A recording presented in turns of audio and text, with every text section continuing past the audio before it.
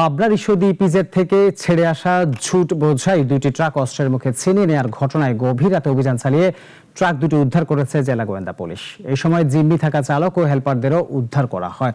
Police জানায় পাকশির দিয়ার বাঘাইল এলাকার একটি ওজন স্কেলে ট্রাকগুলোর ওজন নেওয়ার সময় 10 থেকে 15 জনের একটি সশস্ত্র ডাকাত দল হামলা চালিয়ে কর্মচারীদের জিম্মি করে দুটি ট্রাক ছিনিয়ে নেয়।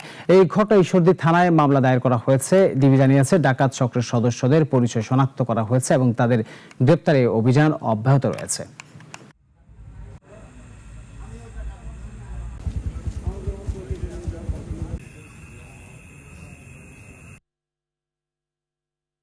আমাকে নবী এসে পিস্তল ধরার পরে বলে, আপনি আমেরিকান সুমনের সাথে কথা বলেন, এনামুল নেতার সাথে কথা বলে আমার 3.5 লাখ টাকা চাঁদা দেন। নবী এবং নবীর সাথে আরো কিছু ছেলেপেলে এসে আমাদের মাল ছিনতাই করে।